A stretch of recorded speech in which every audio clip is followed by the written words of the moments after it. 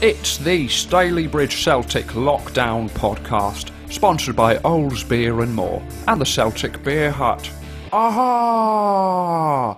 Stay tuned for more. This is Stalybridge Celtic Lockdown Podcast featuring Grant Shenton, sponsored by Old's Beer and More and the Beer Hut at Stalybridge. Is that right? Yeah. You can find all the follows for social media on Twitter. Go and give them a follow. We're on episode 5 of the Stalybridge Celtic Lockdown Podcast, and we're joined by Grant Shenton. So I'd just like to welcome Shenton onto the podcast. Cheers, mate. We're going to talk about his career and how it is so far and what we're looking forward to in the future with Grant Shenton. So, Shent, just tell me a little bit. You're a goalkeeper. How does it come about that a goalkeeper that doesn't have a professional background has such a good career in non-league, and you started at FC? Is that right? Yeah. It's, like you say, it's quite unique. I mean, I've never been at a pro club. People who know me will know that. It's always just been non-league football for me. And I think, to answer your question about how you can be successful, I think that in itself is the reason why. Because I've only ever been around grown men playing football. I think as a keeper, that's huge to developing your game. The earlier you play with the physical side of the game, especially as a keeper, like you said, the demands you've got physically and mentally. The earlier you face all that adversity during the game, it's only going to hold you in good stead. I mean, I've had a very brief spell recently with Bridge, but my last spell with Bridge, I think you'll notice that from when I came in. I was still relatively young at that point, and probably still a wet behind the ears in some ways. But I think the mental side of my game is definitely one of my strongest points, which I'd like to say is the reason why I've had a successful non-league career and continue to have, hopefully. So you started out at FC United. How did it come about that you ended up there? Did you always play as a goalkeeper when you was in like your youth before you started going into men's football? Yeah and no. Like I'd always played in net. Like I don't want people to think that I was just an outfield player and a keeper. I've always played in net, but I've done both at different standards. Like when I was at college, which was a good standard of football at college, like I said, at Upward Hall, I started in net, but because we trained every day, there's only so much you can do as a keeper training every day. So I used to get involved with the outfield players, and then it just came about that when it came to my last year of college, I wouldn't say I got bored of playing in that in college. Oh, I'd say, do you know what I did? I'm not going to lie, I got very bored of playing in that at college, doing it every day. I enjoyed it on a weekend because I was a lot more busy. But at college, the standard was a bit different, so I was probably not as busy in that. And I was a fit lad back then. Be hard to believe now. But I used to play out and that. I played up front, and I absolutely loved it. I even played centre half a few times as well. And I think that helps my game as a keeper as well. I mean, you might back this up. I'd definitely say I back myself with my ability with my feet, and that comes from playing at centre half and understanding where I'd want to be as a keeper. When I played centre half, where I'd want my keeper to be, I suppose, and it only helped my game. So at FC United, it was a funny one because I was at Main Road at the time on a weekend, on a Saturday, in and out of the first team. Greg Hall, who's at Nantwich now, he was the first team keeper at Main Road when I went down originally. And Greg was fantastic when they were helping me out. Greg was always singing my praises to everybody that he ever spoke to, and I can't thank him enough for it because it did help me early on. Like I say, get into FC once because I had a fallout with the manager at Main Road. So he was pivotal in speaking to the people who were already at FC, like Jerome Wright was there at the time, was a good mate of Greg's. So it's just familiar faces for me as well, and it helped me embed in the first team at FC. And the lads at FC were fantastic with me because I was a young keeper, but I don't think many people would argue at the time that I probably could have got into the first team if Sam Ashton weren't the best keeper in non-league at the time. I think I probably would have had a better chance. So it was good. And then I got given a couple of chances to play in some important games, which was massive for my confidence and early stage of my career. Like I said, at such a young age, it was brilliant, really good before I went over to Rami. So we move on to Rami, and it's quite a long spell. I think you've got the record there for the appearances, something like that. 279. Yeah. How come Rami ended up signing you after having limited opportunities at FC United? Well, it was because of my games on a Sunday at the time at FC. There's a chap in Manchester called Steve Oren. He's well known in like Middleton, Manchester area, and he come up to me because there was a couple of lads who were playing at FC United at the time: Jake Cottrell, Dave Neville, Lee Neville, Tunji Moses, who were all playing on a Sunday for this Steve Oren, and they were called Langley Celtic. And that Sunday team was better than most non-league teams on a Saturday. It was just made up of the best non-league lads from Manchester, all playing on a Sunday. It was unbelievable. And we had a game at Salford City on the Sunday in like the Champions competition, like Sunday League. And Bernard was there watching the game. At the time, they'd just got the job in John. I think they were about 24, 25, both of them, obviously getting managers' jobs, it's unheard of at that age. Especially at such a club like Rameh, where prior to John and Bernard, they'd only ever had experienced heads doing the job. So Bernard approached me then, asked me what I was doing on a Saturday, because obviously I was just sat on the bench at FC at the time. But it was towards the end of that season, so that was their first year at Ramsbottom, so I didn't join them at that point. And then the season started again the following year, and I'd had a few games pre-season at FC, and I think I believed in my own hype a little bit, and I thought I was probably going to get in front of Sam Ashton. Very naive of me to think that, but I definitely had that belief, and I think that's maybe naivety, but a lot of belief in myself, I suppose, because I did think I was good enough to do it. Missed a couple I didn't start the first few games. Ramey started their season, I started my season. I had one pre-season game as well with New Mills. I was going to go down to New Mills as well, pre-season.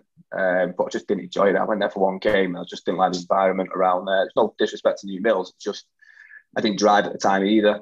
Bit out of my way, didn't know anybody there. Probably weren't going to be for me. And the only other team going for that league at the point was New Mills and Ramsbottom. Those were the two clubs looking to win the North West Counties at the time. And then Ramey approached me to go down, and then we reached a understanding. It was a dual reg, basically, dead simple. I was signed on to the FC, but I could play for Ramey.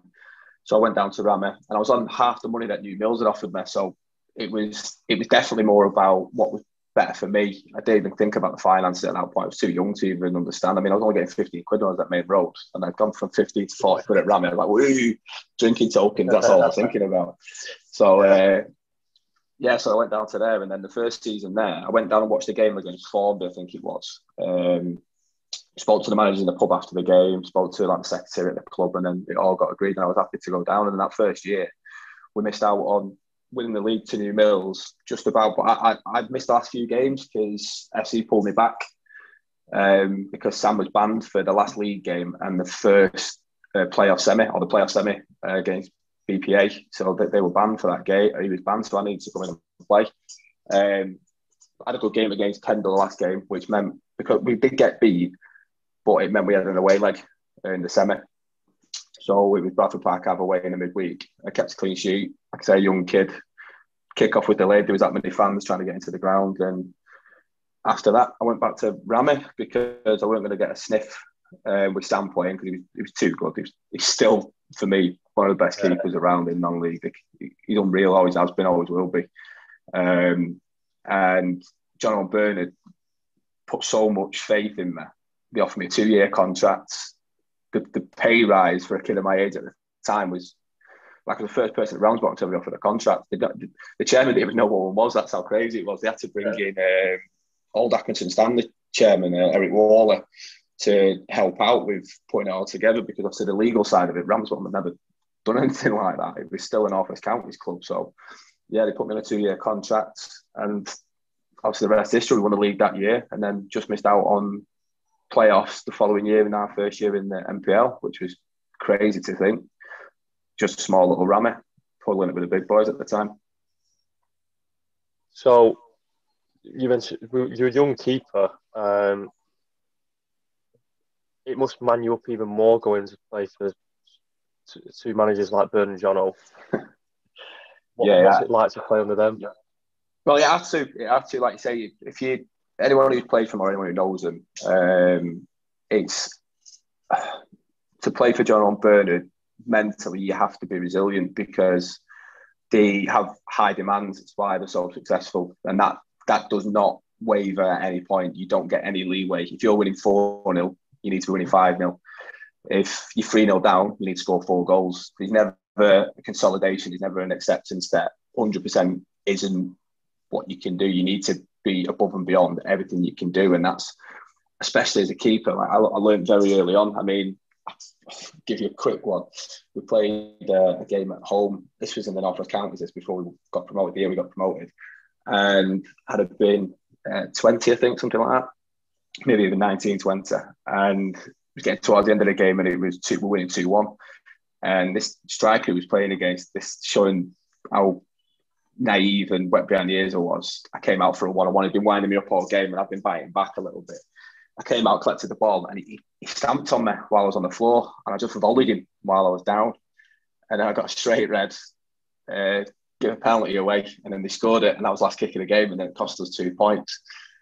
And I was in the changing room, and my seat in the changing room, I'll never forget this, was the first one on the door when you come in, and that Ramsbottom's an old porter cabin, converted into a changing room. So I'm sat in my seat, I'm just head down, obviously absolutely gutted at what I've just done, not realising. And as the lads are coming in, Mickey Morrison, who was renowned for being a hard nut at the time, just gripped me by the throat and slammed me against the wall. I was like, oh, this against the wall. Oh, God, I'm sorry. Apologising. And then when the manager's coming, I'm expecting them to help me out a bit. They made it worse.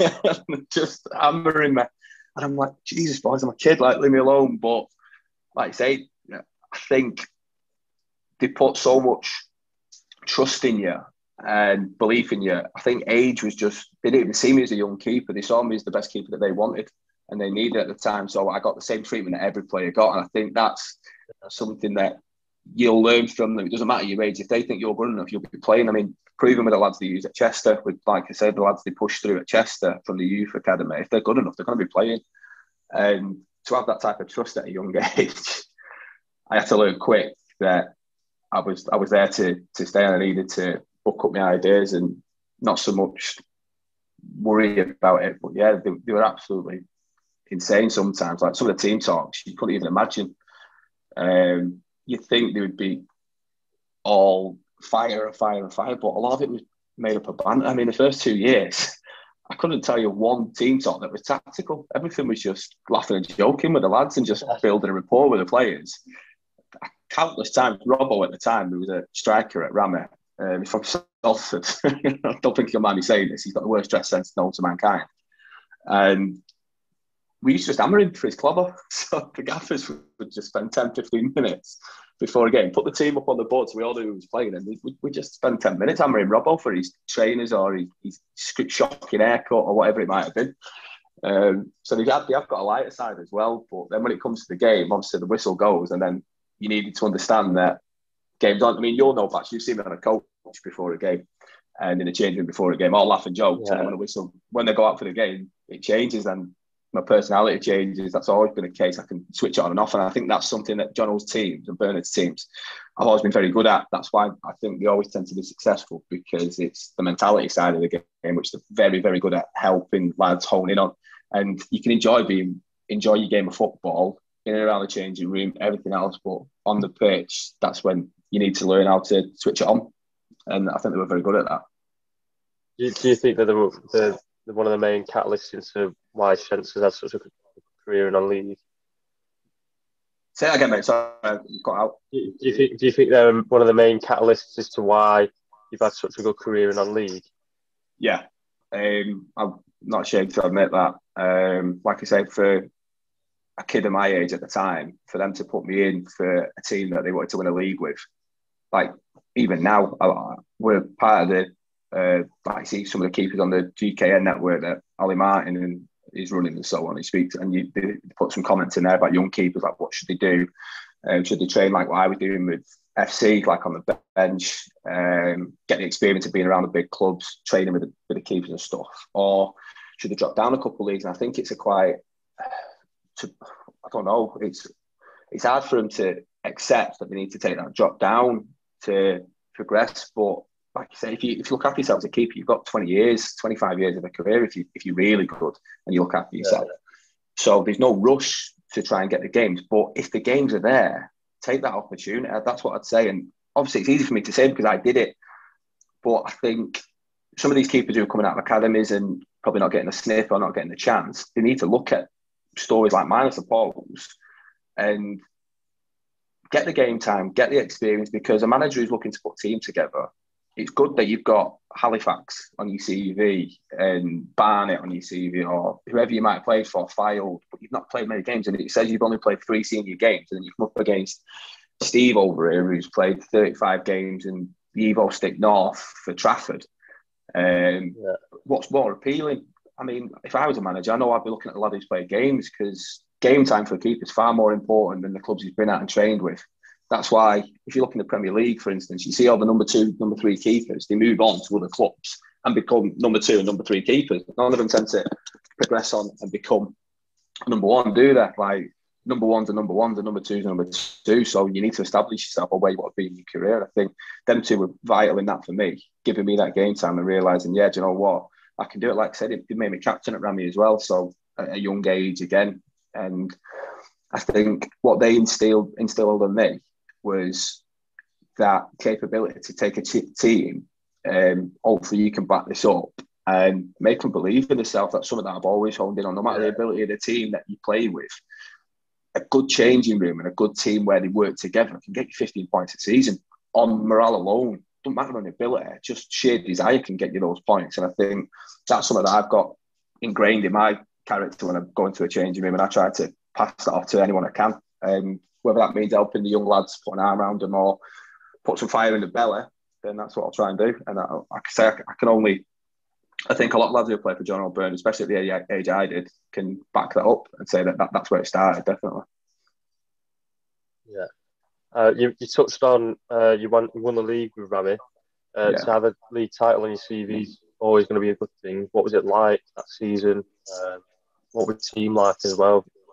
Oh, it's crazy. Yeah, I think, like you say, I was speaking to my wife, Rachel, about this the other week, and she was saying about, because obviously I was talking about what I want to do going forward, like what my next step is. We're trying to find a club, or whether I stay at Buxton, or what obviously goes ahead. And I'm like, there's nothing that beats winning a league. It doesn't matter the level. To an extent it does, but winning the league is just the best feeling. And even the promotion, so winning the league or promotion, either one of those two, because like I said, I've done both of them. That feeling with your mates that you've worked all season for to get to it, that sense of achievement, is just like the year we won the league, we went on a run to the end of the season, about 17 games, I think, winning on the bounce, just knocking win after win after win after win, midweek Saturday, just win. And we didn't even train. Thursdays consisted of going to the village pub in Bury, watching darts and having a beer, and that's what we did.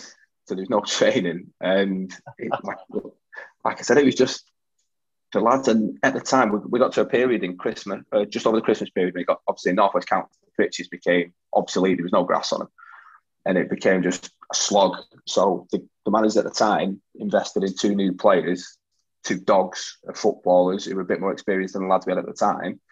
And that was the catalyst then. Boom, we just kicked on. And like I said, the team moved 22nd, Runcorn. I think they won something like 15 games on the bounce. And the last game they lost was against us. So that just shows how close it was. And it even came down to the last game of the season, where we had to beat Winsford at home. I think we won 4-1 or 4-2, something like that, to win the league. And yeah, it was unbelievable that year. Like that's not been matched since for me. That and the play-off, not the following year, because we just missed out in our first season in the NPL, but the second year in there where we got up through the playoffs, them 2 seasons, you'll never come across a team like it, for punching above the weight, for having the same players throughout the whole, like I say, 4 years from me joining to the second promotion. It was a 4-year period. It was the same team from when I joined, like the odd addition, but the nucleus of the team stayed the same. 13 lads all making plus 150 appearances, something like that, including the managers as well, who used to play as well at that time. What sort of players were in the team that have gone on to have like a good non-league career now? It's crazy to think, because not that many. This is what I'm saying about how we were probably punching above our weight at the time. I mean, Stephen Howson joined us a bit later on.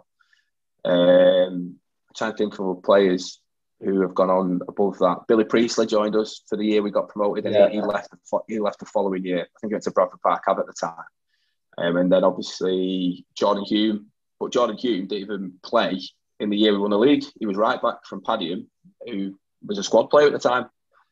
He had a pre-season in America before the NPL started. He came back a different player. He was unbelievable. Obviously, he's gone on to heights now.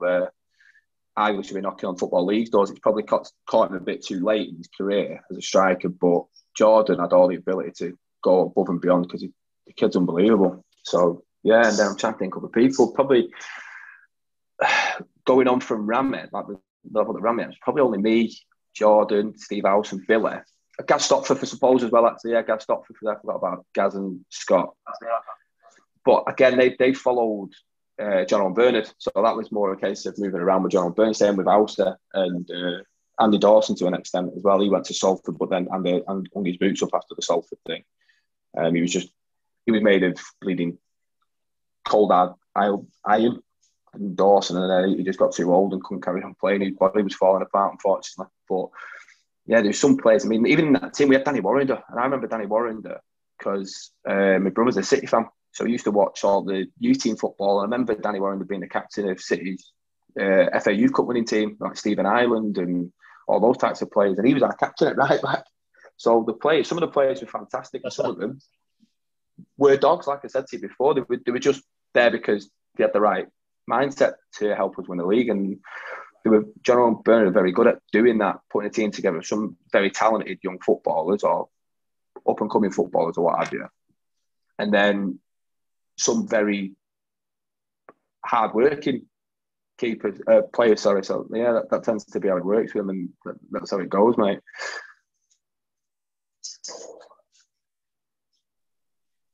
So, it comes to the end of Ramsbottom, and I think you mentioned there where Bern and Jono moved on to Salford. Yeah. You didn't, and you went to Ashton.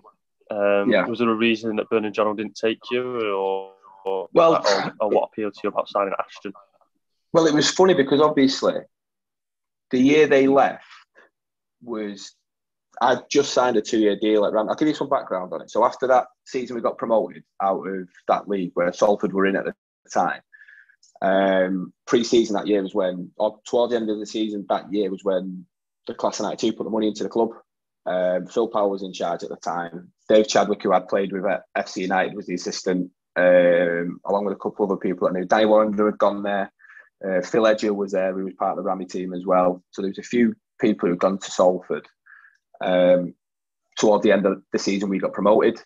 And then pre-season, I got in Team of the Year for the league that year. Got Rammy's Player of the Year, cleaned up in that sense. And I just individually had a real good season, as well as the promotion. And then I got contacted while I was on holiday. Karen Baird contacted me direct. Obviously, who's the chairwoman at Salford, and said to me that they want me to come down. So Danny Warrender rang me saying, "Listen, Shen, Phil Powell wants you down. Are you going to come to Salford?" And I thought to myself, I'll just get out of that league. And like I said to you, I've never played pro. And for me, it was always just about getting as high as I could and making that step up and just keep on progressing. I didn't want to, it felt, even though I know the project, what they were doing, but at that stage, a lot of people in the league were talking about it as just a vanity project for them. And they were obviously not, they were going to get bored and everything else. Obviously, that's not come to fruition. But it was a bit of a tricky one because I'd heard of teams having injections of money before in non-league and then nothing ever coming of it. So I was a bit sceptical, I suppose. And they made me a very good offer. And John Owen Bernard, when I got back off holiday, I said to Karen, I said, "Listen, I'll chat to you when I get back, but I'm going to speak to John Owen Bernard and see what's going on at Ramwick, because obviously I wanted to stay with him because, like I say, they put the trust in me. I wanted to repay that favour, I suppose." So came back from the holiday. John O said to me, "Listen, we know that you spoke to Karen. Karen spoke to us a lot of you. What are you thinking?" So I was like, "Listen, obviously, this in terms of going forward, Salford are going to, if they do carry on investing the way they are going to, they're going to kick on, and it is a good project to be part of. But I want to get out of this league with Rammy again. I think we can do it with the team we've got, and we firmly believe that we were going to get out of the NPL as well and go straight to the Conference North. That's what we thought. We were just going to keep that momentum going. So they put a deal on the table again, another year, or a contract for a year with an option, the club's option for a 2-year deal type thing. Happy with everything that they put on the table for me, so I signed it, turned the Salford thing down, and then obviously we started like a house on fire that year. We were third in the league, and then a few games got cancelled because obviously I think Ramy flooded at that point, so the ground was under like 6 foot of water, like it does its annual little puddle. And we didn't have a few games, and then we got a phone call on the Friday night saying we're all going to the ground on a Saturday. And then when we got there on a Saturday, Jono and Bernard were leaving, and we sat down as a team, like a squad. The manager sat down with the fans as well and just told us what was going on, and they were leaving. They were going to Salford. Caught me by surprise. Jordan Human spoke to me the night before saying that that's what he thinks happening, because Jordan had been put on contract as well that year because of the year he had prior. So there was just me and him on the contract at the time. So we was like, what are we going to do? Because obviously it's non-league. We all know how it works. If the managers go, the players tend to follow. So I was like, shit, what's going to go on now? And then obviously they left and took most of the squad with them. They bought Jordan. Ramy reached an agreement with Jordan and the club. So he went with, and then it was just me and Howson at the time. But Howson had agreed, this type of guy Howson is, I can't think of a better person in non-league football. The guy's an absolute gent. He promised Ramy that he'd stay at Ramy until they found a replacement for him for the new manager. And then once they'd done that, he'd then follow to Salford with Jono and Bernard. So he stayed for a few extra weeks to help us out and stuff, which did help. But like I say, it was a full rebuild, mate. You got to think, I was the only one from that promotion team who stayed by the end of the season. I was the only one. Everybody else had gone. And the manager at the time, Robbo, who took the job on from, he had a losing job. His only job was to keep us up. Like he said, imagine trying to put a team together mid-season when we were third in the league and try and maintain that momentum. It was never going to happen. And we just about survived. I think we survived at Barwell away. Stafford away. I can't remember. It was Stafford away or Barwell away. I can't actually remember now off the top of my head. And we just survived. And I thought that was going to be it for me. I thought I was going to move on. Obviously, I couldn't go to Salford because Salford at the time had Jay Lynch. He was phenomenal. Played unbelievably. He was on a big deal, so I was never going to go in there and replace somebody. It was unheard of to take a keeper out who was playing that well. So even if it was loyalty to John Oldburn, because like I said, they did speak to me, and they were a bit apologetic that they put me on the deal that they put me on at Ramy, knowing that they didn't know they were going to leave at the time, obviously, but that's football, and I think that taught me a lot about the game at that point. So when obviously that happened, I thought I was going to be leaving Ramy, but it never came to fruition. I'd spoke to Stockport as well. Neil Young was at Stockport at the time, so I was going to try and sign over at Stockport because, like I said, I'd had a storm of a season that year. Kept us up because I don't think anyone would argue with this. I remember having a conversation with Phil Edgell at the time because obviously I'd put me notice in saying, listen, I don't want the option to go in, I want to go. And I remember sitting down with the chairman, the manager, and Edgy was number 2 at the time, player assistant. And he said, listen, we need to let him go. He just kept us in the league. Like, it's only fair. He's upheld his part of the bag and he was on contract. But that never happened. The option, and ended up staying for an extra year. And I think it was a year too long. It was my attitude. I never hid the fact that my attitude was not the best that year. But like I say, hindsight's a fine thing. And I was a young hothead. I still am now a hothead, to be fair. I mean, that's not really changed, but obviously a lot more wiser to the world now and a lot more respectful, I suppose, to the decisions that I make, because I was kind of holding it against Ramy, but I'd signed a deal, so it's up to me to uphold that, whether I like it or not. And I wish I'd have behaved a bit better that year, because my behaviour was probably a bit loose on away trips and probably a bit too heavy drinking as well. Can't lie. So you join Ashton and you go to another managerial pairing with Billow and Ackers. Yeah. What was it like to play under them, and how did that come about? And I know because the joint managers, they probably do get compared with, let's say, Bern and Jono. How would they compare to that? The polar opposites. It's not. I know it's a duo, so technically it could be the same or considered the same, but just total opposite type of characters. I mean, both have the same fire and desire to win games of football and win leagues, and that's what it was. Like I said, they spoke to me. I remember speaking to Ackers after the game against Ashton for Ramy towards the end of the year. I think Baggers had scored the winner late on, but I had a great game again. Like I said, just kept us in it, trying to cling on for a point or something. And he just said to me, he said, what are you doing? Like, why are you in this team type thing? I was like, listen, my contract's up at the end of the year. So they kind of had that chat with me, probably planting the seed early doors. And Phil was obviously looking to retire as well because he was playing at the time. So it was just a great appeal to me. Ashton's a fantastic club. it goes back, I think, to the familiarity, like what I had at Ramy, like the family type, close-knit club, which I'm very much used to and I enjoyed. And it was just a step up from that. So I think if there was ever going to be a club in Manchester area that was close match to Ramy, Ashton was that. And obviously they were always knocking on the door in the playoffs. They were that year. Like I said, I think they got beat off Salford in the semi that year. So they were always knocking on the door at the playoffs. And I think bringing me in was one thing they wanted to do. It's what they said, Philo. And I think that's the keeper coach at the time was that Neil Gillespie. And he said the same point. He tweeted me saying it, when Philo retired, how do you replace like the best keeper in the Evo stick? He signed the other best keeper in the Evo stick, he said. So it was a good little thing to go down there. I was looking forward to it until, obviously, as you know, broke my arm against Curs in pre-season. Before we hadn't even agreed a deal properly at that point. I was just there for pre-season.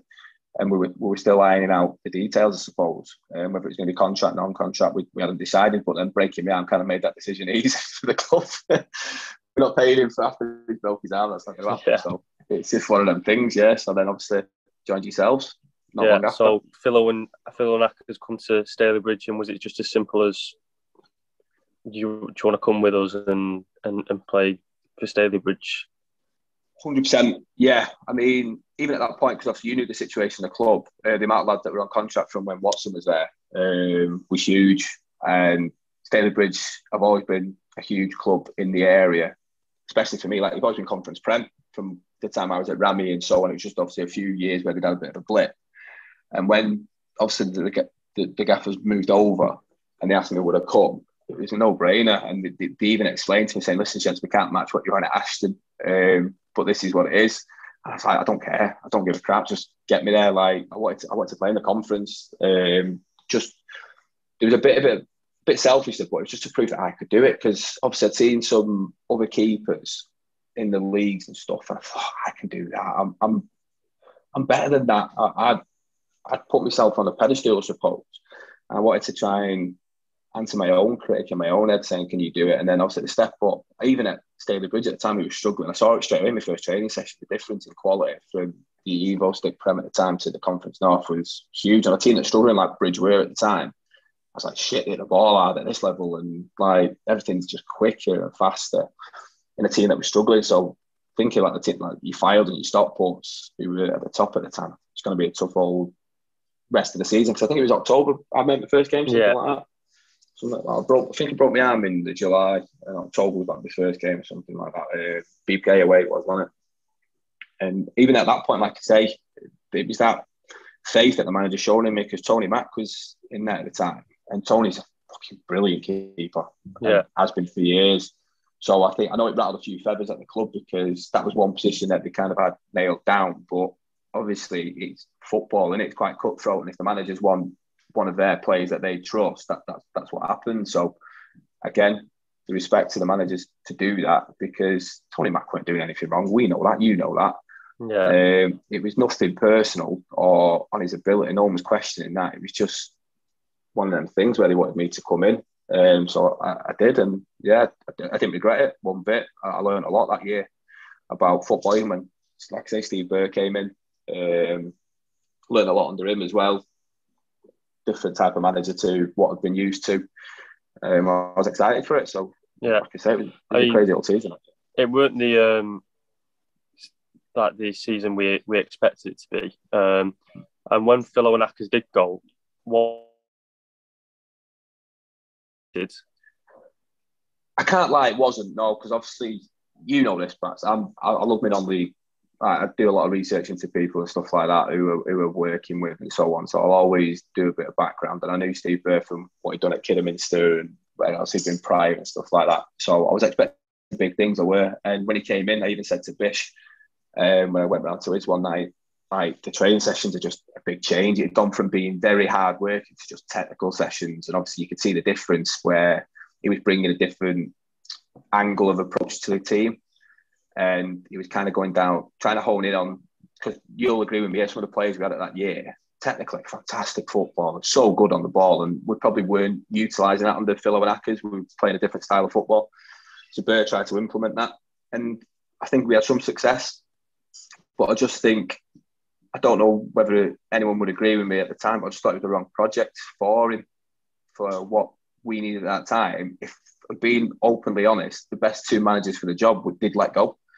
If they needed any type of managers to keep up, I firmly believe if Ackers and Philo would have seen the season out, we'd have been in a better position. I'm not saying we would have stayed up, but I think we'd have had a better chance than Burr coming in, because he wasn't the type of manager the club needed at the time. Obviously, his pedigree spoke for itself. That's why he got the job. But I just thought it was a bad move on his part and probably on the club's part as well. But you live and learn, don't you? Yeah. So it comes to the end of that spell. You moved to Trafford in the league below. Was it ever a case of, did you get offered to stay at Stalybridge, or was it that you just chose to go to Trafford? See, now this it's always a tricky situation. It's hard to explain without sounding like a bit of a dick, to be honest. Because I had the intention of staying at Stalybridge at that point, but it was something about the way Steve Burr was doing things at that time. He told me to come down. At the time, he'd not spoke to me. I'd not had a chat with him.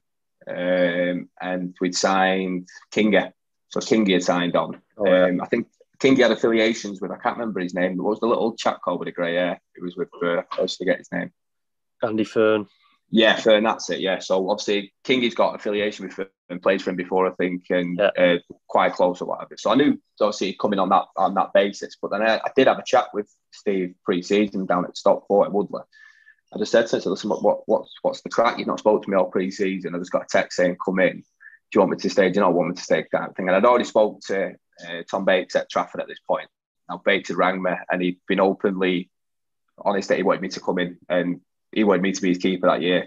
So any player will tell you, if a manager wants you, that's the first step done there. Just that desire to show that they want you to come in is huge. And I weren't getting that from Bird. I'm not saying I need him to do that. I quite easily played if he never did, but it was just the honesty side of it. He felt like he was giving me a run around a little bit, like edging his bets to see if he could get somebody either a bit cheaper or whatever it might have been. It just felt like I weren't getting a straight answer from him whenever I spoke to him. So when I spoke to him at Woodley, I was like, what's the crack? He was like, well, I need to see what you can do. I thought, that's bullshit. That's all I thought. I thought, nah, it's absolute bullshit. And this is what I'm saying. If you'd have been honest up front with me and said, listen, Shenton, I want to have a look at a couple of the keepers or what's the options are, I could have shook his hand and walked off, and I'd have had a lot more respect for him. But he was trying to play me, and I'm not a moron. I'm not, like I said, I don't suffer fools. And at that point, I kind of thought, you know what? No, that's me. I'm done with that. And Trafford was close to my home. It was on the corner. There was a lot of lads there that I knew.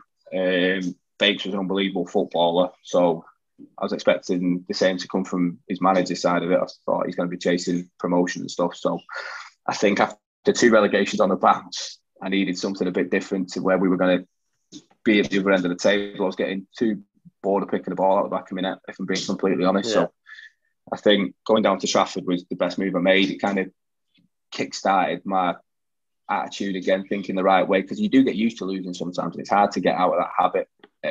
You just, I wouldn't say I accepted it, but it definitely become more common to me, and I didn't like having that feeling. So yeah, going to Trafford was just an easy decision in the end, and then I had a great season. I loved it.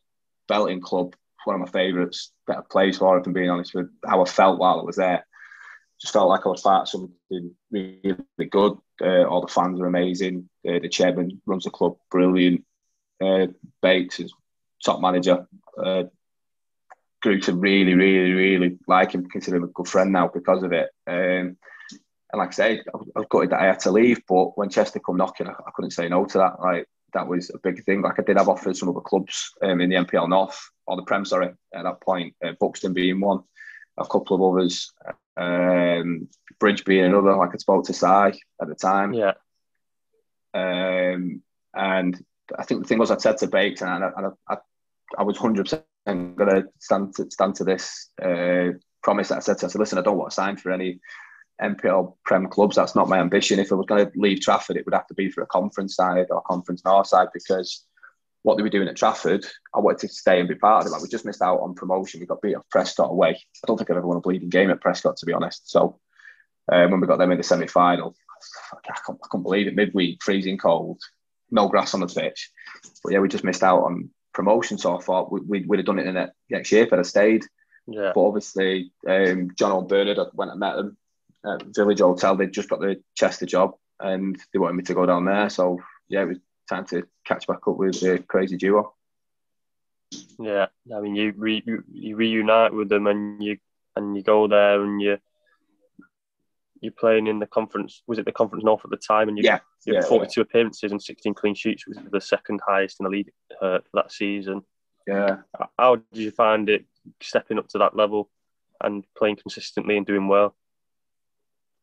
Yeah, like obviously I'd had a taste of the Conference North when I was with Bridge, so I knew what was needed of me and what was expected. So it wasn't, I suppose it wasn't a shock what I was going to have to do. I knew I was going to have to be on the game every game, and I wasn't. There were games where I'd had a couple of, I wouldn't say bad games. It's hard for me to look back at. There's not many games in my career where I can say I had bad games. When I had bad little episodes or so on, but there's only a handful where I'd say I had bad games. I definitely had a couple of moments where I should have done better. But as a season in all, especially the young team we had at the time, I had Cy Grand at centre half, Danny lives there for part of the season, Steve Howson rotating as our centre half. So we were all quite, what am I saying, more experienced, older centre halves, and then we had kids as fullbacks. So as a back five dynamic, we were all learning each other's type of games. So Danny and Grandit had played together for years and they were best mates, so they knew each other perfectly. And the same with Howson when he came into the centre half position. But the two young fullbacks, it was hard for us because they were trying to learn how to play for John Bernard. John Bernard's, like I say, defensive mentality. Crosses do not come in the box, that type of thing. And the young kids were still learning it. And to keep 16 clean sheets that year was fantastic for us as a defensive unit anyway. I think Grande, phenomenal, unbelievable football. He's still doing it now at, I think, about 36, 37. I might be doing him the bleeding justice there. He might be older than that. But they're unbelievable. And then the rest of the season was just, we went on a great little run over Christmas, started a bit stuttered, but the Chester fans, they have high demands and they expected a lot from us, even early on when we'd only played a handful of games together as a full team. Like I said, it was a team from scratch, complete rebuild. So it was crazy, whole situation and season. It was a lottery, I suppose, because no one knew where we was going to finish, whether we was going to get in the playoffs, whether we was going to be near the bottom, because they'd just come down from the conference. I think only won one game all year or two games or something, Chester that year. And it was a strange year, but I absolutely loved it. The club's fantastic. It's the big, hands down, in terms of fan base and everything else, it's the biggest club I played for. Like I say, when I started playing football, they were in the Football League. I played with Linner, who was at Trafford with me the year before. And I asked him when John Byrne, because I know he spent a lot of time at Chester. I had a chat with him saying, like, what was it like down at Chester like? And he said, you'll love it. He said, it'd be perfect for you, Shenton. It's like, the fans are absolutely mental, pretty much like you. So you'll enjoy yourself lying down there. And I did. Like, it was brilliant. And we just missed out on the playoffs in our first year.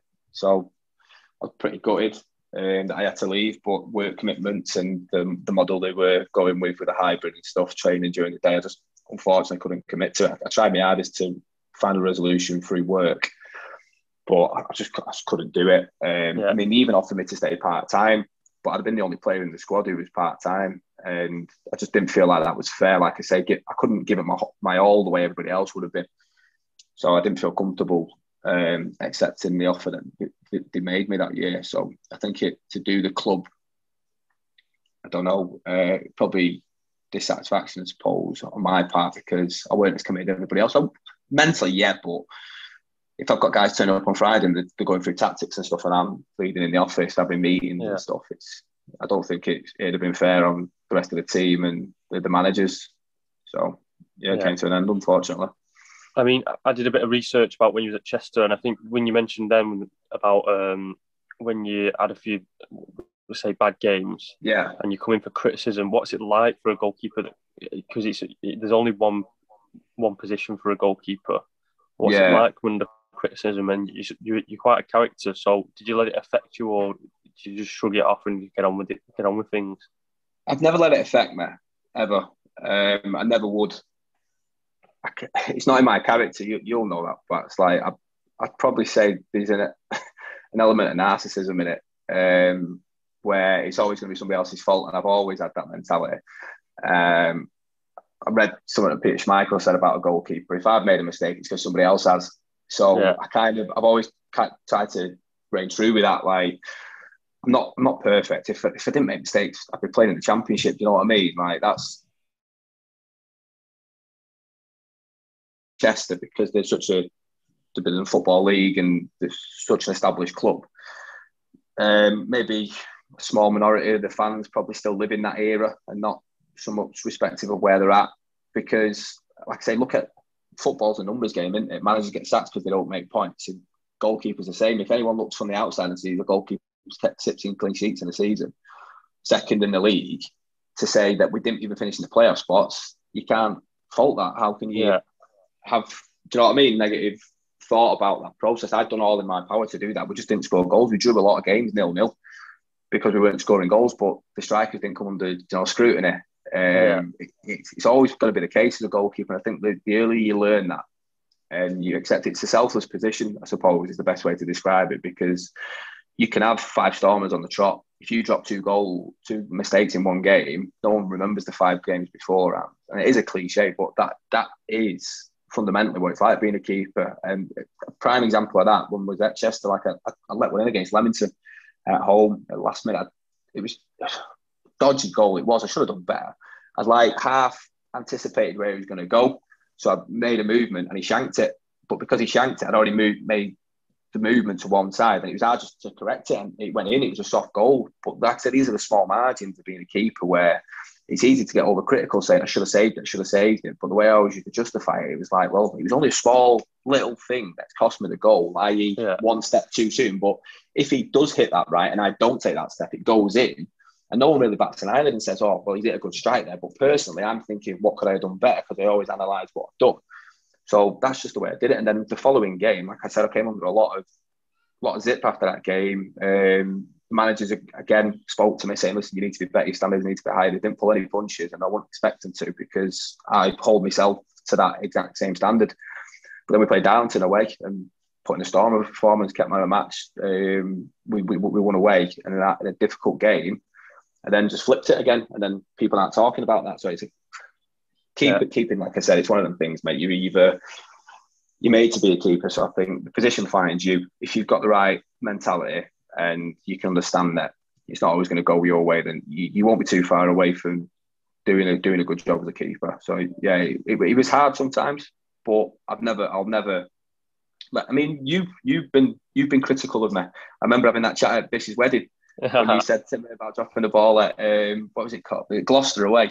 When I dropped one. Yeah. You pulled me up on it at the wedding. And he was lucky I was drunk, because if I weren't, you'd have got a stern word. But it's the same as that, mate. Like I say, it comes with the territory. So once you understand it as a keeper, like I said, you get this with experience. Once you've been around the block a bit, it becomes second nature to you. Once a ball goes in, it goes in. There's nothing you can do about that. Then just draw a line in it, and then you go again. So yeah. Definitely. So you mentioned earlier in the podcast that Buxton had been in for you before, and you eventually signed for him. Who was it that signed you at Buxton originally? And you did quite well in your first season there. Yeah, so it was Phil. Like I said before, I went to Chester when I was at Trafford. I spoke to Philo and Ackers, both respectively, could do it together at that point. And I'd had the chat about going over, but I said to them then, like I said to Bates, I said, listen, boys, while you're in that league, I don't really want to leave to join a club where it was going to put me out a bit, because Trafford, like I said, was very comfortable for me at that point. So if I was going to go out of my comfort zone where I'm travelling a lot for training and stuff like that, and I weren't going to be seeing family as much, it had to be worth it. And for me at that time, conference was the only place for that. So that's why I made that move. But then when obviously I couldn't stay at Chester for the work commitments, Philo rang me straight away. But at the time, and they had Theo Roberts in net on loan from Chester, who'd had a storm of a year at Buxton, played really well, the young kid. And I think we're trying to sign him permanently. They made a couple of bids to buy him, because obviously he was on Chester's books for 2 years or something. But it weren't looking like it was going to come to fruition. So Philo rang me, asked me to come down, so I went and had a chat with him. He told me what they were doing, and he was going to reunite me with Mark Canning, who I'd worked with when I was at Bridge, who I had, like I say, so much respect for and learned so much from. That it was an easy decision when he came in at that point. I spoke to the chairman and the project they had at Buxton. Like I said, they'd put the 4G in because they were taking it serious. They wanted to win the league and they wanted to win the leagues quickly and shoot through them. So what they were building, I was happy to go with. So I spoke to Philo, sorted everything out, happy with what was going on. Like I said, there was a couple of players down there we already knew. Chippy was down there. Obviously, I played with his brother when I was at Bridge, so I knew Chippy. A couple of the other lads who were there. So Pilkey was signing. There was a few other changing lads that I knew.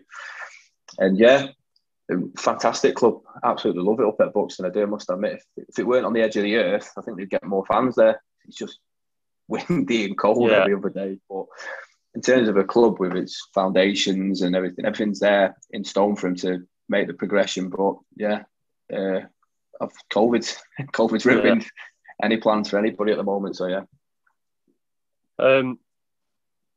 You come back on loan to us. I mean, you only played one game when you come back on loan before COVID.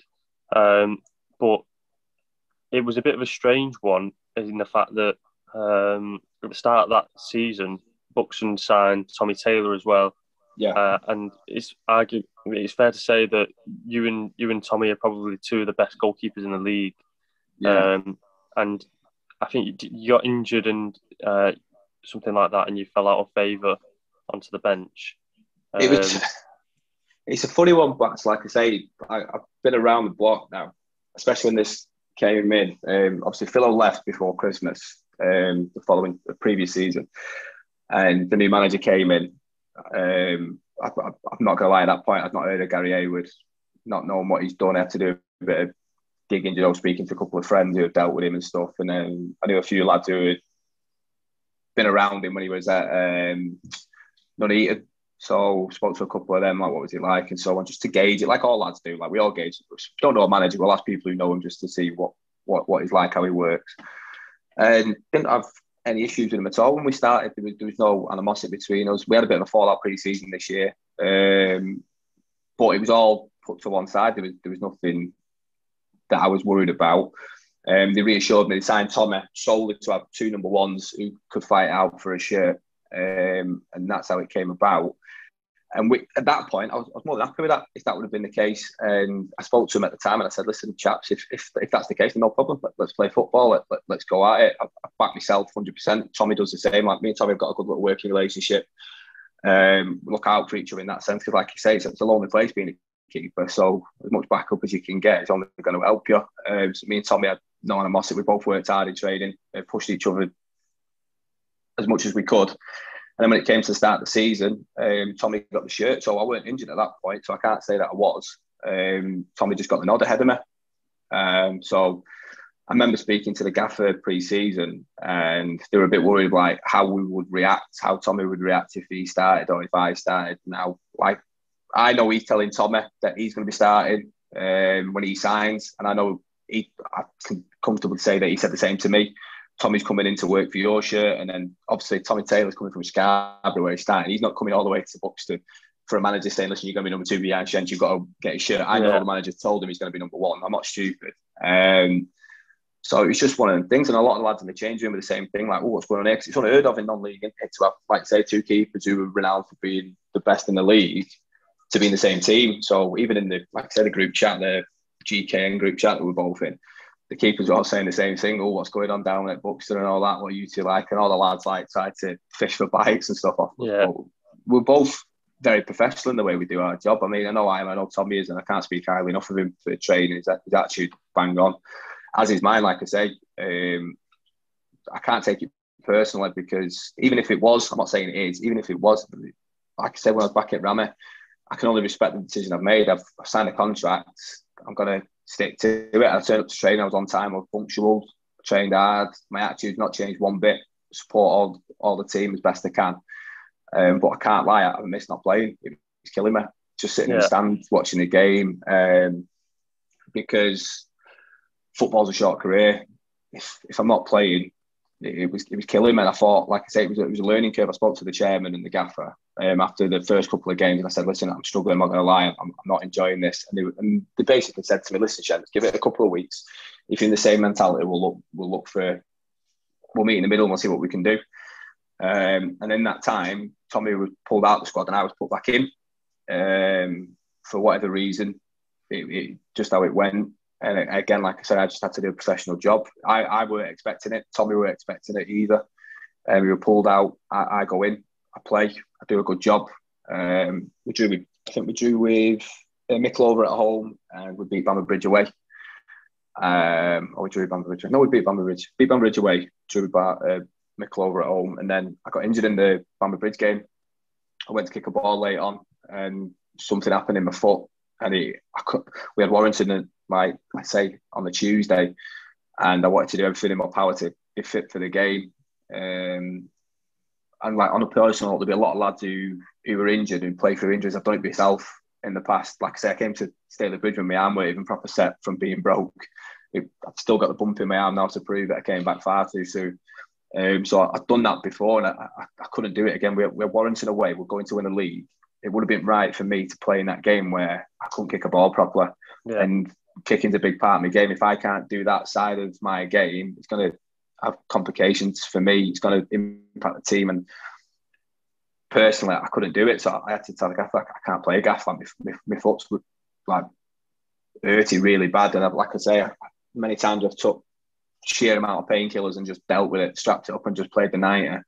But I couldn't do it, not with what was on the line. Warrington was second, I think, at the time, or third, or obviously going for promotion as well. So we wanted to win the league. So I had to take that time out, and I did. And at that point, I spoke to the gaffer and I said, listen, I've come out through injury now. I know I'm not going to get back into the team unless Tommy has a smelly one or he gets injured himself. Like, it was going to be hard to get back in again. So I said to him, can you find me something else? Can you get me some games? I want to keep on playing. Because like I said, I got in and played the 2 games and I felt like I was bang on it. Like I trained hard, so I was fit and ready to go. And I felt like I was taking a step back, going back onto the bench again and just sitting in the stand. So then, Stalybridge came about, had a chat with yourself and got the loan sorted out. Yeah. I mean, I know it's been a short time, but what do you think of Simon so far and working with the guys? Oh, I said to you when I came and spoke to you that day, I spoke to Simon a couple of times prior to coming down. So I remember when he was at Clitheroe, I was at Trafford. I had a couple of storms against him, to be fair. I think I saved 2 penalties in 2 different games against him when we beat him with Trafford. I think Kurt Willoughby was with him at the time. So I had a lot of respect for Simon. I know what he'd done in the game personally as a player. Like I say, I always do a bit of research and so on. So I know the pedigree he's got. And every time I'd spoke to him prior to that, I'd always had good conversations with him. Spoke really well, very articulate, knows his game. You can see that a mile away. So it weren't an issue about me signing for him. I had the reservations about the team and stuff. I can't lie. I said this to you because the results speak for themselves, and I didn't want to come and be part of a team that was going to be struggling, but I knew what Si was trying to do and what he needed. And technically what he needed was probably me. Somebody who's a bit vocal, a bit more experienced, just to kind of steady the ship a little bit. And I think, obviously, in the short time I've been there training and the game against Grantham, I think I did that straight away. So, yeah, that's where the club's at, isn't it? At this stage, like I said, I think it's probably just myself and maybe one other experienced head just to steady the young, talented lads, because there's some talent in the changing room. Seeing that in that friendly against Trafford that we had behind closed doors and stuff, some of the lads are frightening on the ball. Yeah. Just maybe a bit wet behind the ears. So that's where yours truly comes into his own. So, going on to the future of Grant Shenton, obviously COVID's affected like the last 2 seasons and stuff. What are your aims for the rest of your career, and what would you say to other people that have been, say, affected by COVID with their football career? Because it's going to be hard to get back into it. Of course it is. Yeah, I mean, it's a killer for me because I make no bones about it. I put on weight when I'm not playing football, so trying to maintain that when the season could start next week, it's been difficult for me. Mentally as well, like I say, especially non-league lads, you're out of the house a lot. So if you're cooped up inside all the time, it's not going to be easy on anybody. So, I mean, believe it or not, I've been running, which is hard to believe. but it's surprisingly has helped me as well. I wouldn't say it's stopped any of my frustrations, but it definitely, once I get back in from the actual run, I always feel 10 times better than I did before I went, mentally anyway. But in terms of the career, I don't even know. It's hard to even say what's going to go on. How the league's going to get restructured. I mean, technically, we're still part of the season at the moment until we know what's said on Monday. Who knows? I can't see it going ahead with what's happened with obviously the Conference North and South.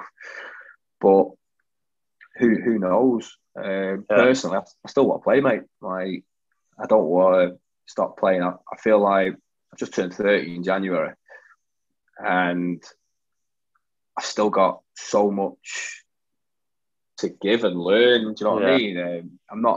I think the last couple of years have taught me about myself, about how I need to maintain if I want to continue the career, because there were some games where I definitely felt the effects after, especially playing on plastic. Early doors, I realised I'm probably carrying a bit too much weight and stuff. I probably need to shed a little bit, which I did. When I was at Buxton last year, I got myself down to a healthy weight, and it's just about trying to keep it there. And now, my behaviours, so probably have to hone them in a bit if I want to prolong my career. But yeah, I'm looking at the coaching side of it now. Having a couple of conversations with a very close friend of mine, a little project that we're putting together. So next, obviously, once lockdown's up and we know what we can do, we can start making a bit of headway with that. So there's a few other little bits, but coaching's keepers, I suppose, not coaching as an outfield thing, just solely on the keeping. That's definitely what I want to do for a bit before, obviously, the retirement comes in. Once retirement comes in, then that's a different kettle, because that's when I'll be starting to look at trying to find a club for me to hopefully take me on to let me run their shit. So we'll see where that goes. Yeah, but playing, I don't know, mate. I haven't got a clue. I couldn't even tell you what's is it just about enjoying it now? Would you say that to everybody else? You just need to. You've got to. Especially after what's happened, like you say, you've got to savour every moment you get now, haven't you? Wins and lose. I'll take getting a 9-0 drumming away at Blyth and a windy, snowy night tomorrow if it meant going out and playing football. Do you know what I mean? We probably do take it for granted. I think that's the same with most people at the moment, isn't it? Little things in their life that probably didn't mean that much now seem like a huge deal to people who are struggling because of everything going on. So yeah, anyone who's football-wise, just like anyone, to have a chat. And it sounds cliche, don't it, mate? Everyone says it. If you are struggling, a lot of footballers will be. A lot of non-league lads will be. Nathan Carpenter, my hat goes off to him. I dropped him a message after what he put on Twitter, like how he's been struggling mentally and stuff. And it just shows what the community is. Like, we all know that, you know it. Non-leagues, it is a community, and a lot of people look after each other, even if you're not from the same club and stuff. We all have that same togetherness. So it's always good to see that. Yeah. So we'll just go on to some more like questions and stuff like that before we end. Do you have a game that stands out in your career that it was your favourite game that you've ever played in? I've had a few favourite ones. Do you mean like as a team or on a personal note? Both. Like both. Well, on a personal note, or like for I'd say no, Joe, I'll go on the team one. So in a team one, I can't hide away from it. There's two that stand out, and I didn't play in either of them, unfortunately, because my leg was in plaster. But it was Darlington away in the playoffs the year we went up at Rameh, and then the Stalybridge game again away when I didn't even play them. But I'd played all that year, and like I say, that's the year I got into team of the year. But I broke my leg for the most important game. So on a personal note, I didn't play, but that elation that you have, like you say, throughout the whole season, where you've worked your tripe off, and then you get what you deserve at the end of the day. Like I say, you don't fluke promotion. It's not a thing that can happen. Like, you deserve to go up if you get that promotion. So yeah, it was good. And then on a personal note, it's a funny one because it's against the team I played for. But when I was at Chester, we played against FC away, and it was a funny game because the night before I was in Birmingham for a work thing. I had to go to a conference, so I didn't get back from there until early hours of the morning. Back home, so I didn't sleep much. I know FC's only around the corner from my house. I literally just got there in time for the game, for not being late and being fined. I felt a bit ropey in the warm-up. I just didn't feel good. But then when I played the game, I had an absolute stormer. I was getting some abuse from the FC fans behind the net. They were, obviously, we went down to 10 men, and we were only 1-0 up, and FC they were bopping us. They were playing some very, very good football, and they were chance after chance, and I was just keeping it out. But I was trying my hardest just to kill the game at every opportunity that I got, just take the sting out of their momentum. And I remember one instance, a shot's come in, it's just gone wide, and I landed on my arm, so I thought perfect time. So I pretended my arm was sore. To be fair, that wasn't a lie. I hit it on the post, but I thought I need to milk a bit of time. And one of the fans came down from behind the net, and he was fuming, bright red, beetroot red. He weren't happy. He's like, fucking hell, Shenton, just to play for us, have some respect. I'm like, sorry, mate, do what you got to do. And then we went up the other end a couple of minutes later and scored, and we won 2-0. But that game, just I remember, because like you say, the goal that we scored was just against the run of play. They were chasing the game, and they were close to scoring. And when we scored, I even ran the full length of the pitch to celebrate with the lads, with the fans and stuff. It was unbelievable. But the abuse I got, like, it was just a bit of satisfaction on a personal, because they'd hammered me for 90 minutes. I'd just been hammered by these fans, and you fat, you this, you that, you fucking fat Harry Maguire, whatever else he said to me at the time. Like, I got some riot abuse, but it just felt that satisfaction was brilliant. So yeah, on the personal, that was my standout game, definitely. Touching on that time wasting and stuff like that, I remember you told a story about something to do with Phil and Ackers used to tell you when you scored a goal, you have to go down injured. And I think one time Dave Culver didn't realise that you didn't have a clue. Yeah. Yeah. He's come over thinking the worst. Oh, that's happened a few times. Like we came up with a signal under them. So like Ackers usually did it, to be fair. He'd like whistle twice or something like that. I can't remember exactly what it was. But yeah, I'd just go down and sit down, and Dave didn't have a clue. He stood there, what's going on? didn't have a scheme, no one had told him. So the physio didn't know what was going on. So yeah, it was funny. There's been a few like that. Like that, again, comes with experience, knowing when to do it. There are times when you need to kill stuff like that to stop teams getting momentum. It's all gamesmanship, like you say. Some people call it, but it's part and parcel of the game. Strikers do it. If you back into them and they go down, it's just another rung to the game to manage the game. And the older you get, the more you learn how to do it without getting caught. Yeah. I mean, next one, who's the best player you've played with, and who's the best player you've played against?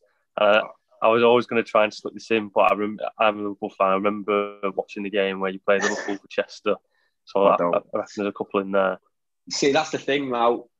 Obviously, it would be one of them players. I don't name them for that reason, because they were just a different level. But it's like, we play at a good level of football. And we work on certain things in training, like setting traps defensively for the attacking plays. But they were doing it when they had the ball. It was just bizarre. Like, they'd move the ball over here and 6 other things were going on. It's like playing chess against Einstein or something. It was mental. They were just so good. And then, obviously, that was our first game, believe it or not. We'd only had one training session before that. We'd had one training session and gone against that year Champions League finalists who would go on to win the Champions League that year. And they had a full strong squad that was available. The only players who weren't there were at a World Cup. So it just shows the standard of player we played against. And they moved the ball. It was effortless. Everything about it was just effortless. And obviously, we were blowing up. We win the game for 40 minutes. I think we scored the first goal on the 41st minute, something like that. So we were in the game, and then that, what's he called? Wilson, the lad who went to Derby. He scored a little brace before half time. But even before that, like Fabinho, now Ronaldo's one of the best defensive midfielders in the world, and was at the point when he came in. It was his first game, and he's just in diags with left and right foot. We're like, no back lift, no one coming near him, and we couldn't touch him. And then second half, a whole new 11. James Milner comes on, and Chiesa comes on, and it was mad. Sturridge, he scored 2 goals without even looking at the net. I don't know how he did it. I couldn't tell you now how he did it. Not a clue. His back was to goal. He'd not once looked. Ball comes into him. He's shot before I'd even realised he's already in the net. And they were just so good. Origi, I think I brought Origi down for a pen. He was just, I'm like, I get there every day in my career in non-league. I got nowhere near it. Not even close. And I just brought him down and stuff at it, that level. But on a non-league scale, the best player I played against in a game was George Green when we were at Salford. So George Green was at Salford and we were at Bridge. Remember that game? Yeah. When we were away, he was frightening. And we played really well that game as well. Yeah. But everything went through him. He just passes it outside of his boot, weak of foot. Just, he was so good to watch. And I played with him at Chester. And obviously George has got his issues off the pitch, which everyone knows about if you've read about him. And it's such a shame because everyone who knows him will agree. Technically, hands down the best player I've come across. Like, the things he could do on a football pitch was amazing. But best player I've played with, Danny Warrender. I think anyone who's played with Wodge will tell you the same thing, mate. It's probably a bit boring, to be honest, to keep saying it, because everyone asks me that question and it's not even difficult answer. He was that good of a player. Like, again, it's a shame that Wodge was the way Wodge was off the field, because not that he had problems, right? He just probably didn't want to be a pro footballer. It weren't suited to his lifestyle, which is a shame, because we won a league and a promotion based on him being at right back, which is crazy to think. Most match-winning players tend to be through the middle of the team, don't they? Either you forward, but it was him, mate. I think no one would argue that. He was just best captain I played for. I remember we played away at Farsley once, and I've never seen a captain do this. I've never seen a player do this before, and especially someone like Wodge. If you know Wodge, you know him for being he's a tough guy. Like, he can be sometimes to be around like a Roy Keane type character. And at the end of the game at Farsley away, he stood up and apologised, like nearly in tears, for just he'd been out the night before and not told anybody. And you know what? He didn't even have that bad of a game. He just, the standard that he set for us. Yeah. And he just apologised for his performance, blamed himself. He said, listen, it's on me, lads. I was out last night. I didn't get until Glenn picked me up to come here. So, yeah, it was mad to see, but he was unbelievable. But honestly, if you probably wouldn't have got to see him because the levels he played at when he was obviously in non-league, but he was such a good footballer, mate. He was out of this world. He really was. And then the next one, I bet there's been a lot, but the funniest player you played with? Oh, my God. This would be long now. How long have we got? We'll go through a bit longer. There's a few funny ones. I won't want to say them out loud because it might go to their head. But Geordie Hume's obviously up there. He's just, I've not come across many people like him. There was a time at Rammy where there was like a group of few lads who were just weird. It's the best way to describe them. It was just being weird. So I was probably in that bracket. But then there was Jordan, Pure, Phil Dean, Alson. And we just used to get up some of the weirdest things ever. Like, there were times we were in Cornwall, after, like a post-season trip after we won the playoffs.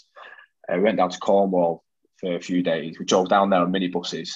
One of the minibuses, no one was wearing clothes, just naked. Just everyone was naked. There's like 9 lads on this one minibus, not a single bit of clothing, and drinks going everywhere. And it's a 7-hour drive to Cornwall. It's not an easy drive, especially with a minibus with lads just being bellends for 7 hours, just being stupid. And then we got down there and there were lads like throwing up on each other. And Gaz Stopford, for instance, this was just bizarre. We've been on a night out all night.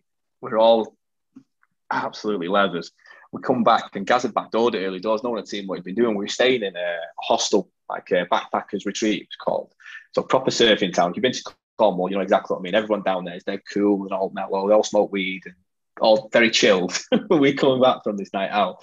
The owners of our hostel were in the living room, and Gaz was in the living room with an acoustic guitar with him, just singing. It was just bizarre. Playing some guitar with the owners. What was wrong with you? But it was just weird. It just sent us under. And he went, well, Jordan, like I say, Alson's a funny lad. Even the gaffers, Jono's ruthless. Yeah. He's funny. He can be like a killer changer. Like I say, we used to have some players in the changer. I'll tell you the story. I don't know if you have to edit it, but I'll tell it you anyway. We used to have Spenno was a funny character as well. I've known Spenno going on 12 years, and in all that time, I don't think I've ever had a normal conversation with him, ever. It always just revolves around some form of banter from him. Like, he can't just talk. He always has to just make something funny or that. So anyway, Spenno used to have a strange-looking chap, so we say. So his chap was a bit of a funny-looking penis. And when we used to sign new lads, they come into the change room. And Jono used to go, before we say anything, I'm going to introduce him. Spenno, show him your dick. That's what he used to do. I used to get Spenno to drop his kecks for the new lad who'd come in, just to show him what it looked like. Oh, it was mad. So those types of things. But yeah, I play with characters, mate. Even Pilke. Pilke's a wrong, and Liam Arder, another one, very funny. So yeah, if I'm going to put the funniest one, I'd say Jordan Hume. No, the guy can own a room on his own just from being a prat. He is funny, even on the pitch, mate. You see his celebrations. He mocks people in his celebrations and stuff. He's a funny kid, Jordan. Got a lot of time for him. And then the last one before we go, Yeah. if you had to pick a five-a-side team from the players you played with, you can pick yourself, and you can play outfield if you want, if you don't want to play in there. 100%. Scoring goals, mate. That's my job. No, right. So I'd be in the sticks. I'll go in there, put myself in there. I won't be under too many illusions. I'd probably put Gav Stopforth. Just let him run all day. Just break up everything. He even chips in with a goal as well. Santi Kwasi up front. Yeah. Probably the best striker I've played with in the game. Like I say, even in a short spell at Chester, the kid just scores goals. Just frightening footballer. Then I'd probably have George Green if he turned up and he weren't thinking about other things. And then who else would have put him? Oh, Diego Giuliano.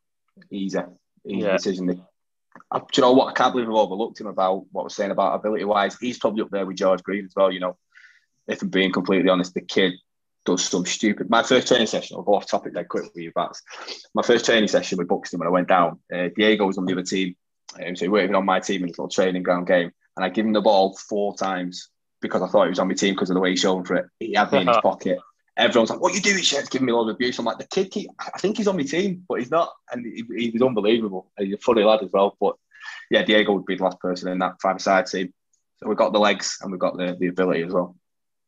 It's a good five-a-side team there. Yeah, it's been good to speak to you, Shent. See you, mate. So thank you for coming on to the podcast, and hopefully we'll see you back out on the pitch sometime soon. Yeah, I'll speak to you soon anyway, mate. Well, take care. Enjoy. Cheers, mate. Speak to you in a bit, mate. Ta-ra.